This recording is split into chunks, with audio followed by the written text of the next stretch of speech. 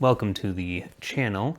This is good old Double Bits Workshop. We are adding another printer to the fleet. This is the Qidi Q1 Pro.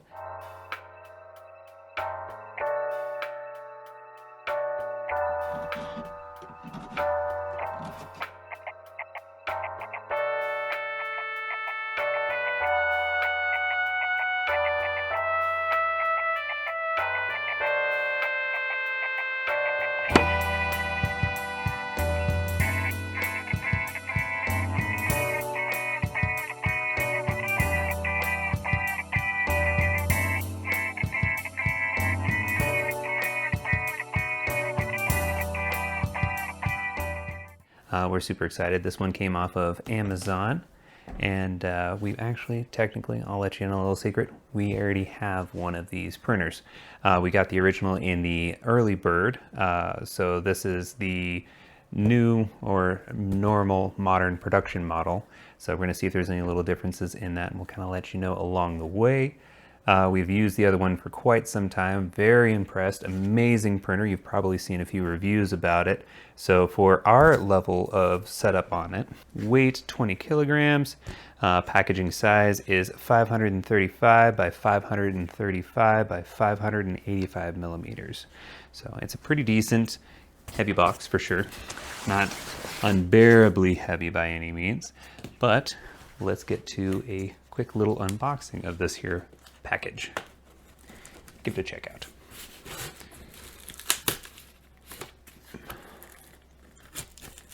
So we're greeted with a few things on the top of the box here. Kind of tilt it towards you. So the very first thing we have is these four corners, which help for the structuring for shipping and handling. Set those off to the side. We've got the arm for the filament spool holder. We have the instructions manual. We have a tiny little spatula here for removing the prints. We've got the power cable. And we are given a little tube of lubricant oil as well as grease for the linear rails and the belt, as well as certain components for the actual hot end itself, which is super nice. Given a uber little tiny screwdriver here. This looks to be a flathead, as well as we are given a little kit here for additional pads for wiping the nozzle, as well as cleaning the nozzle out. The obligatory 3 little Allen key wrenches and a 7mm wrench, which I believe is for the nozzle itself. Continuing on, we have a Wi-Fi cable. Got the connection piece that hooks into the actual filament holder, or filament spool holder. So this goes on the actual back of the printer here.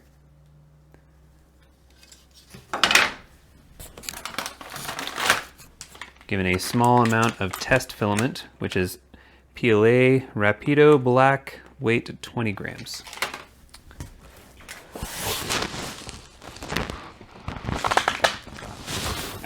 Underneath a piece of tape here,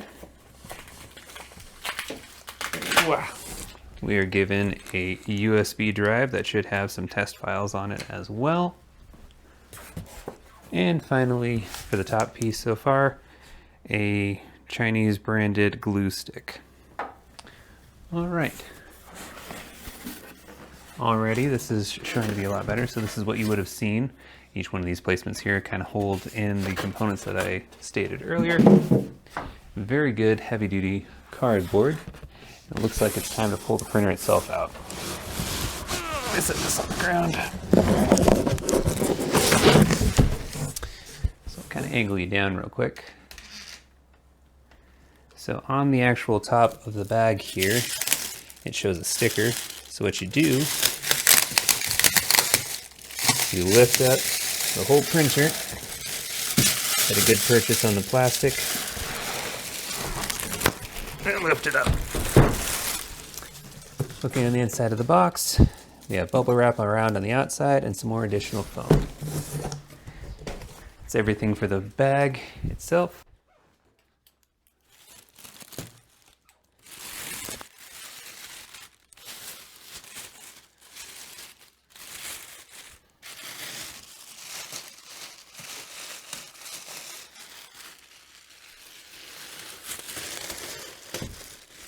Alrighty.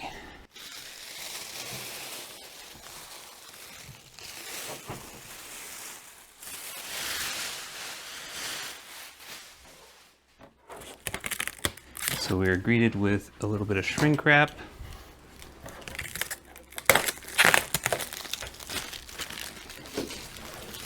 That looks to be holding on the door itself.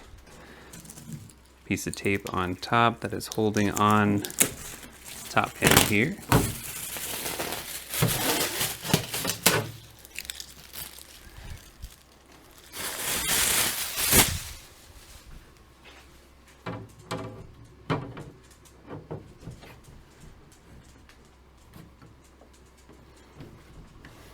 All right.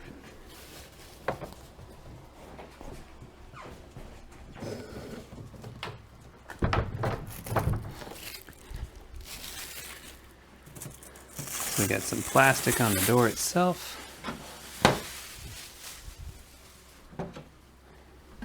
As well as on the build plate.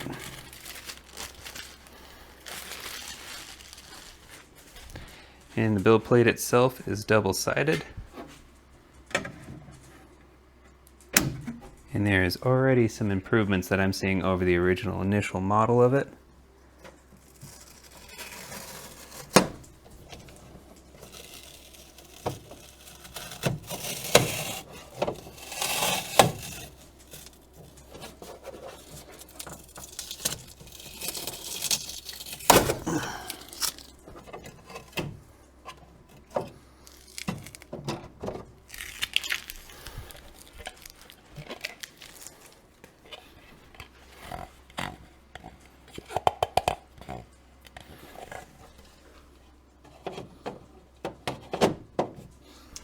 Alrighty.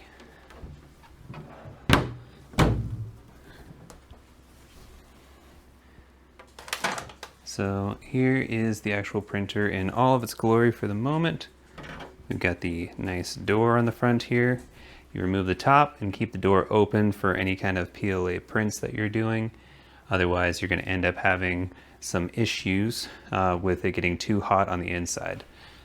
It has a fan for circulation and an actual heater built into the back left corner, so that way it can help keep the temperature ambient on the inside, as well as the fan on the side here looks to be upgraded and a little bit larger from the other model. So this is already looking a lot better, a little bit more refined. The arm that actuates out in the back for wiping the nozzle looks to be a little bit better than the prior model.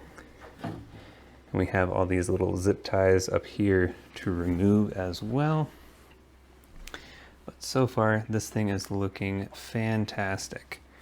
It has a front cover here, so we'll kind of get some of these removed, cut these off. You're supposed to remove the zip ties before you fire the unit up, but we shall also get this installed in the garage here in just the next frame.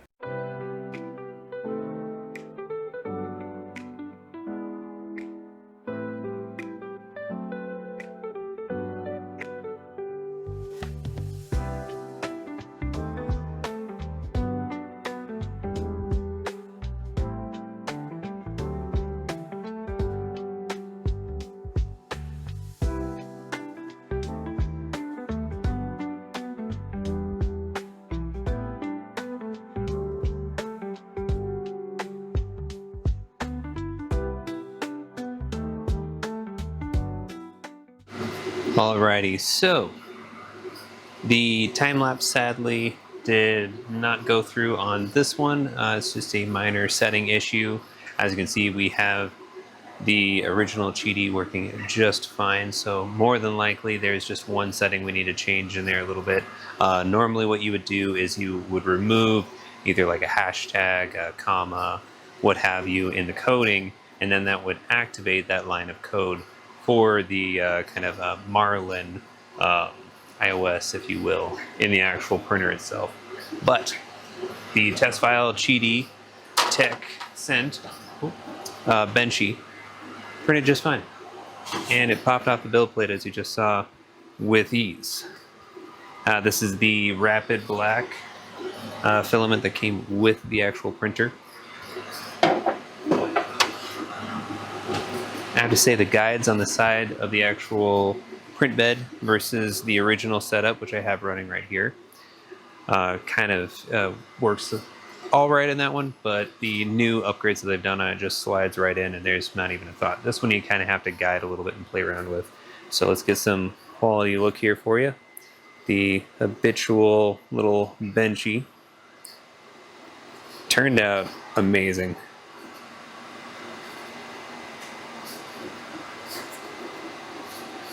The one little thing is where it would say, I believe it just says like Benchy or the designer on the back end of the boat is the only exception. Now granted, this is sliced and everything through the actual, from the factory essentially. There's been no tweaks or anything at all like that. But otherwise, overall, not seeing any super obvious kind of delam or odd situations, set for the tail end of the boat itself, and we have a little line right here, but the thing was running in absolute kind of like super fast in general. That thing was running just super fast. So in the wheelhouse, camera focus here for you, the actual little wheel in the wheelhouse looks fantastic. So overall, a very good, very thorough Benchy without any real issues or anything. And this is just how they have it sliced and everything from the factory. But as a good, strong testament for you, the prior machine here, I had tried to do a unboxing video with, and the camera, as you saw with me, just trying to focus on that Benchy, kept focusing on me, then it'd focus on the machines, and then it'd focus on the background, then it'd focus on what was in front of me. So that, along with some very poor audio, kind of just made the initial unboxing video just not good at all. So we've been kind of holding off, because I knew eventually, if we could, with how well this machine was running, purchase another one. Because this machine here in general is phenomenal. I love these machines. My wife loves them. In fact, she's waiting with bated breath for me to finish with this video so that she can get this one cranking just like this one is currently. And this one has, 1,475 hours of consistent print time. It's over 1,500 for runtime as far as just the machine being on. So you gotta think when it's actually printing. And the crazy thing about it is that this had one clog so far, and that was just poorly fed in filament that had a not 90 degree, like the actual filament itself was like kind of tilted over, and that fed wrong, versus cutting a nice straight line piece of filament before feeding it through the tube. So that one was just kind of like an accident or user error. Other than that, it's had a handful of fails, and most of those have been kind of environmental or just improper slicing. And those are all, again, kind of could happen accidentals, but it's nothing consistent, nothing against the machine. This thing has been bulletproof. It still has the original nozzle. We've run pretty much primarily almost 100% silk through this machine, nothing else. It's all PLA, but still silk filament, so highly abrasive. I think you can do AMS and AMF, the higher, really aggressive stuff you can run through this and close the front, put the top on, and the heater runs phenomenal. It can get this thing super toasty. So it's kind of an all-in-one machine for a heck of a bargain, because we got this one here on Black Friday sale, and this one we got on early bird. So this one was $450 when it first came out. We purchased it pretty close to launch, but it hadn't even launched yet. Waited with bated breath for like a month or so until it came to our doorstep. So there are some changes. The actual filament line on the back here is actually a PTFC or a PTFE tube that comes out to a little quick disconnect on the back side of the printer, versus in the new model it comes literally right out of the side, so it's on near the top on the side. The arm on this one was a lot flimsier, it's a lot stiffer on the new model, and everything's a little bit more ergonomic.